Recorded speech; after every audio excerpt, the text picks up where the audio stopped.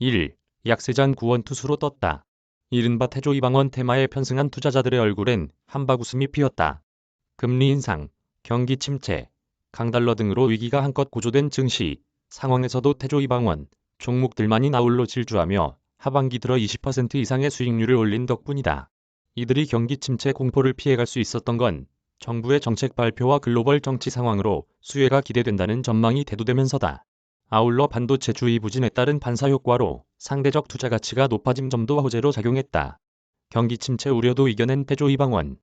최근 증시를 달구고 있는 태조 이방원은 태양광, 조선, 2차전지, 방산, 원전 등 국내 증시를 주도하는 업종을 얼컫는 신조어다. 이들은 침체된 증시 속에서도 높은 수익률을 내 시장 참가자들의 이목을 집중시켰다.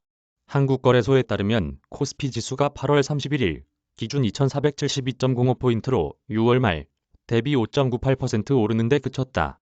반면 같은 기간 태조 이방원 대표 종목들의 경우 지난달 말 종가 기준으로 6월 말 대비 수익률이 21.61%로 집계됐다.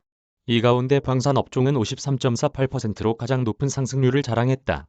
한화에어로스페이스가 67.15% 급등했으며 LI진엑스원, 현대로템도 우상향 그래프를 그렸다.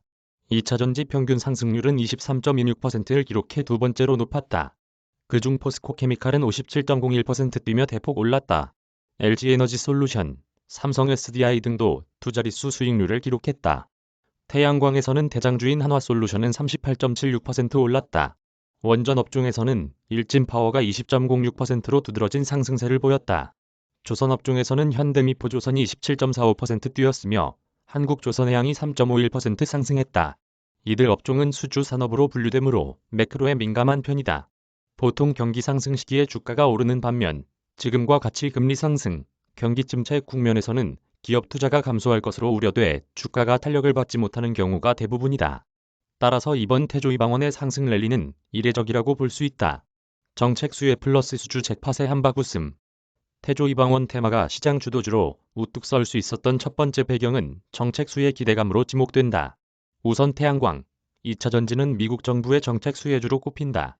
지난달 조 바이든 미국 대통령의 주도로 통과된 인플레이션 감축법에는 재생에너지와 전기차 산업에 보조금을 지원하는 내용이 담겼다. 원전 업종은 국내 정부의 친원전 기조가 호재로 작용했다. 윤석열 정부가 탈원전 정책을 폐기를 공식화함에 따라 원전 산업이 활기를 띨 것으로 예상된다.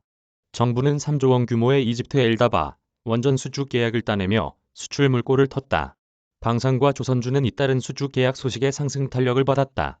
방산업종은 우크라이나-러시아 전쟁 영향으로 폴란드와의 공급 계약 체결 소식이 연달아 나왔다. 지난달 현대로템과 한화에어로스페이스 자회사인 한화디펜스 등은 폴란드와 조 단위 수주 계약을 맺었다. 또한 한국항공우주도 폴란드와 FA-50 수출 계약 체결을 앞두고 있다. 조선업종은 유럽 내 에너지 공급난으로 원유 운반선과 LNG선 수요가 급격히 늘어나고 있는 가운데 발주를 싹쓸이하며 호실적이 예측된다. 한국 기업들은 올해 1에서 8월 룩의 기준으로 전 세계 선박 발주량의 43%를 차지해 중국의 뒤를 바짝 쫓고 있다. 하인환 KB증권연구원은 이들 업종은 경기 침체에 대한 두려움보다는 정치적인 논리가 더 앞서면서 투자가 확대되고 있다고 설명했다. 아울러 시가총액 상위를 차지하는 반도체 대형주에 대한 투자 심리가 쪼그라든 것도 반사효과로 작용했다. 반도체 비중을 조정하는 대신 다른 업종으로 유입될 자금의 여유가 많아진 것이다. KRX 반도체 업종 지수는 지난 6월 말부터 8월 말까지 1.39% 오르는 데 그쳤으며 8월 한 달 주이만 보면 2.57% 하락했다. 근래 IT 수요 둔화와 미국의 대중 수출 규제 등으로 반도체 업황이 둔화될 것이란 전망이 하방 압력으로 작용했다. 가파른 오름세를 보이던 태조 이방원이 주춤하는 모습이지만 외국인 자금은 계속해서 들어오는 중이다.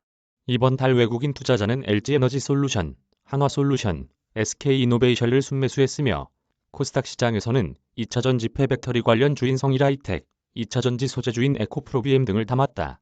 양혜정 DS투자증권연구원은 신재생이나 2차전지는 단기적으로 끝날 이슈가 아니기 때문에 중장기적으로 가져가는 펀드 수요가 있다며 특히 2차전지의 경우엔 보조금 제외 이슈에서 자유로운 완제품보다는 부품, 소재에 투자하는 모습이라고 전했다.